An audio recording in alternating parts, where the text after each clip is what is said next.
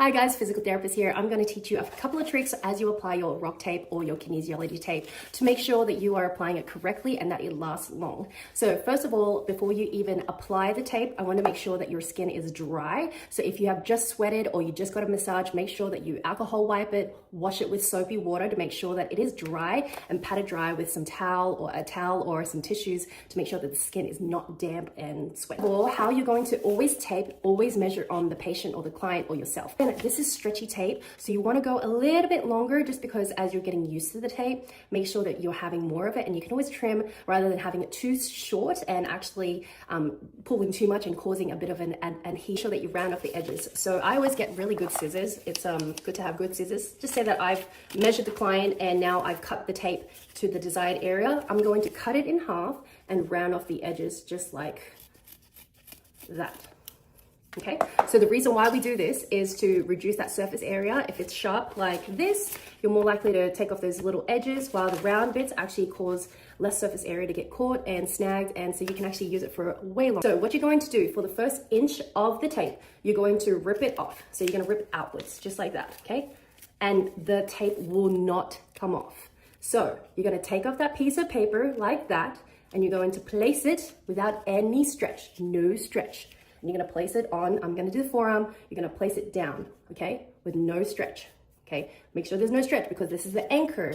And then what you're going to do, it's much easier if this is a client, but obviously if I'm going to do my own forearms, for example, I'm going to stretch that position of the muscle that I'm taping.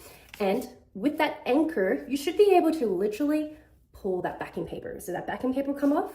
You're going to pull that backing paper off up until you have literally that last inch again, okay?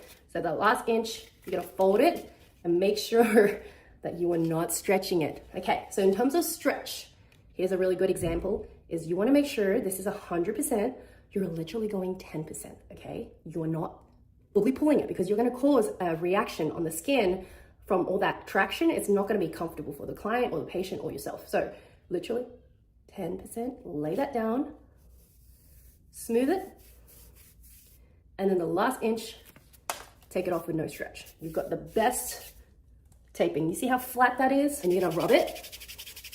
That reacts to the adhesive, and now point wherever the pain is. So for example, if you've got pain here or pain here, now you're gonna do an offload, and I'm gonna show you how this piece. So just for argument's sake, I'm going to just like that, pull.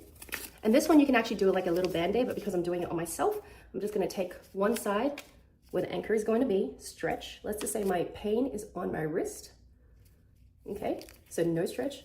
I'm gonna pull. This one you can actually pull a little bit more. You can pull at 50%. Pull and lay down with no stretch. Okay, and that is a really, really good forearm application. Okay, so really practice makes perfect. Those are the simple application techniques. Rounding off the edges. The skin is going to be dry, and making sure that you're stretching the body part that you are doing. And anyway, I'm going to show a couple more applications of all around the body, but that's just the first few tricks of how to get a good taping technique.